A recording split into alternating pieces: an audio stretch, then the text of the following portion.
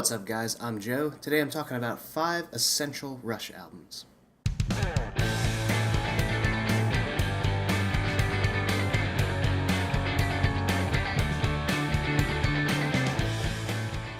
So let me explain real quick.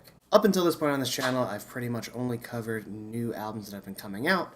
I did one underrated album review. I plan to still do those from time to time. But this is a new series idea that I had that I'm calling 5 Essential. Basically what I'll be doing is going through either bands with really big, deep discographies, or otherwise just genres, maybe 5 essential punk albums at some point. But as a disclaimer, what I want to do with it, it's not so much like my top 5 Rush albums.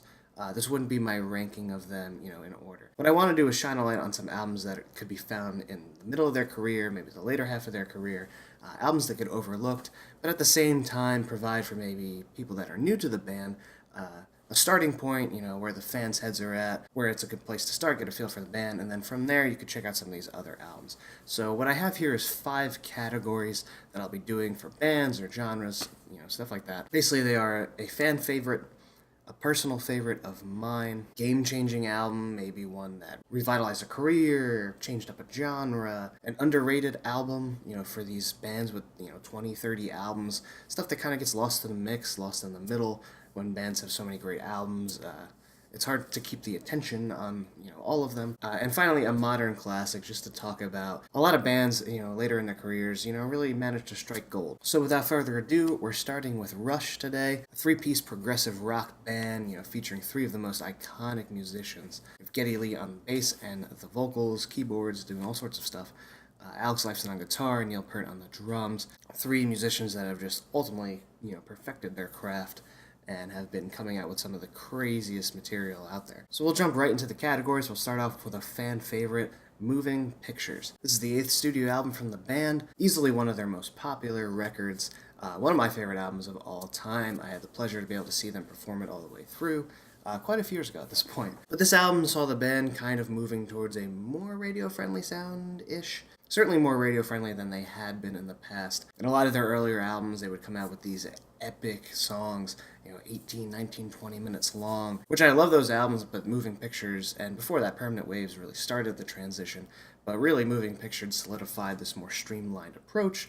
There's definitely some more synthesizers on here than there had been in previous songs, though they would show up in songs like maybe Xanadu off of Farewell to Kings. But really, like I said, more streamlined approach to the songs, though you do have a bit of an epic in the camera eye, which runs over 10 minutes long, which really just brings you on a journey. There's so many different musical type interludes throughout, and a whole lot of melody going on this thing. The first 4 songs on this album, just a powerhouse of some of the best Rush songs of all time, some of their biggest hits. Of course, you have Tom Sawyer in the beginning there, perhaps best known for the fantastic drumming from Neil Peart, that solo towards the middle of the song. Red Barchetta, which is a personal favorite of mine, just really paints a nice picture with the lyrics, and again, is musically great as well. YYZ, the band is known for doing plenty of instrumentals, and this is probably considered their best one. Bass on here is outstanding. I recently, sat down to really learn the song on bass, and it's just like crazy. Geddy changes the lines up constantly. Just an amazing showing of musicianship on this song. And you have Limelight, which is a huge hit for them as well. I've always liked the lyrics on this one. Neil Peart is someone that never really warmed up to being in the public eye, being on the stage, and just being adored by fans. He never quite made that connection, because for him, and you can see it in documentaries and stuff like that, he has this feeling that you just shouldn't really worship a musician. So he's never quite been able to connect with fans on that level.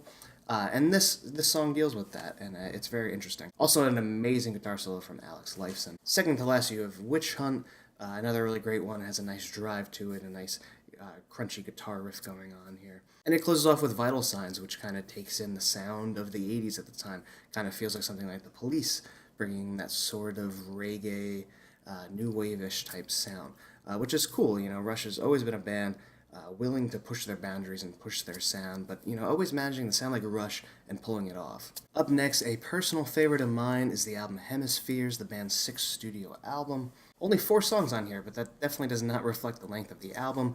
The first track on here is just a long, winding, epic piece. Building off of the Cygnus theme from the previous record, it just tells a huge story. So much going on instrumentally in the track. You get two more single type songs with Circumstances and The Trees. The Trees being one of my personal favorite Rush songs. Just has such a great melody to it, and musically is really great as well. I've always loved that guitar opening accompanied with the bass. Interesting story with the lyrics. I don't know if it's totally true. The way the song can be interpreted, and the way I had kind of looked at it for a long time, the song has been interpreted to be about, like race relations in this country, and it tells the story of a type of tree that is being blocked by another one. The one type is stealing all the sunlight from the other, and because of that, the tree is not able to grow and develop like it would have. So it sort of speaks to a race relation type thing, but then the twist at the end is that the trees just get cut down by someone. So now they're all kept equal. Which sounds very thematic, but then I saw like an interview or something where Neil Peart said he just wanted to write a simple song about trees. So maybe he's just so good at writing lyrics that this stuff just comes naturally. And then finally, the album ends with La Villa Strangiato, which is another instrumental piece, like YYZ, but, much longer, very epic. The guitar solo by Alex Lifeson is one of the greatest guitar solos of all time, in my opinion. It just builds very slowly up and up and up before it just explodes. And then the band really comes in full force. You have just amazing bass from Getty and a fantastic drum performance from Neil Peart, as always. Up next, we have 2112 as the game changer for the band. This was their fourth studio album, and really they were not in good shape with their record company at the time. Their third one, Caress of Steel, just really didn't do as well with fans as they had expected. Numbers of people at shows were dwindling, and the record company was like, look, we need a hit, or this is it. But the band was resistant to that. They just wanted to do something that, spoke to them, something that they artistically would feel satisfied with. So instead of giving in and trying to come up with a bunch of hit singles, the band pushed their boundaries even more, pushed their luck even more, and came out with 2112, which the first half of the record is just a sprawling rock opera. So definitely taking a huge risk on this one. The record company asked for hits, and this is what they hand them. But, of course, history was made with this album for the band. They were just propelled into stardom with this one. Or, as much as stardom as Rush ever really got. They were a band that has always been underappreciated. But the lyrical themes of 2112, the kind of rising up to your oppressors, just spoke to people on a lot of levels, and they were really able to connect with it. And not to mention that the piece brings, some of the best moments in rock history as far as I'm concerned. So from that point forward, Rush was really able to do whatever they wanted. Obviously, without this album, they wouldn't have had the career they had, but also the fact that they took this risk and it paid off allowed them to really change up their sound whenever they wanted throughout their career. And of course, you have some other standouts on here as well. Something from Nothing is a great closer, and A Passage to Bangkok has become a fan favorite.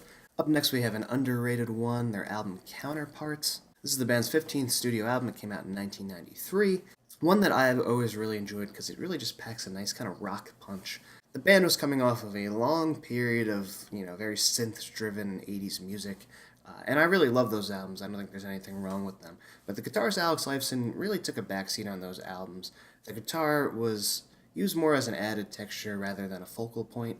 And after doing a plethora of albums like that, such as Power Windows, Hold Your Fire, Grace Under Pressure, all of which, like I said, I do enjoy, it was time for the band to change things up again. So with albums like Presto and Roll the Bones, they were starting to get out of that synth phase, but for me, didn't quite hit it. I feel like Counterparts is where they really got that energy back.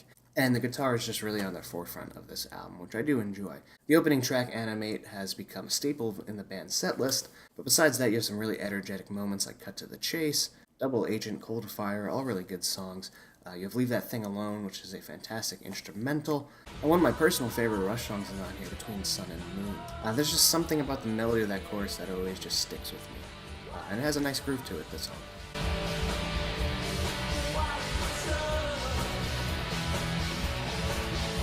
And finally, a big standout, Nobody's Hero, which has like a really cool message to it. Some great lyrics from Neil Peart on here. Just really highlighting the kind of heroics in your everyday person. Things that would go unnoticed from some people, but stuff he picked up on and he's inspired by. And finally, to wrap up this video, we have Snakes and Arrows as the modern classic. This is the band's 19th studio album. I feel like for many, maybe Clockwork Angels would be the better choice. And while I do love Clockwork Angels, the reason I picked Snakes and Arrows is because I think it's very strong, and I think it's a little more overlooked than that one. I feel like fans unanimously seem to agree that Clockwork Angels is a fantastic album, and really harkens back and just takes their full sound into account. So definitely check that one out. But Snakes and Arrows has always really resonated with me. The opening track, Far Cry, is definitely one of their best. It's just a really epic track. I've always liked the sort of acoustic take on a lot of these tracks, Working Them Angels, The Larger Bowl, Hope, that instrumental. I like the acoustic work on here, and there's always been, instances of Rush using acoustic guitar, of course, but not so much as a theme throughout the record. So I have always enjoyed that. Working Them Angels especially is one of my favorites. It just has a really nice drive to it. I love that chorus. It just sticks in your head. You actually get 3 instrumentals on here, so if you're a fan of Rush instrumentals, which I am, you'll definitely enjoy that. Malignant Narcissism being my favorite on here. It just has a fantastic bass line. You get a cool kind of heavier moment with the song Spindrift, some really biting riffs on there. And finally, the song Faithless, which is another favorite of mine. It has a nice kind of slow drive to it, and it kind of just feels like you're floating along. It has a great feel to it.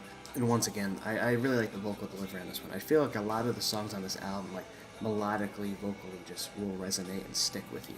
So Snakes and Arrows, their 19th studio album, definitely not one to overlook. So yeah, this was 5 essential Rush albums. Again, not my top 5 Rush albums, but really just a taste of what you can expect throughout their entire career.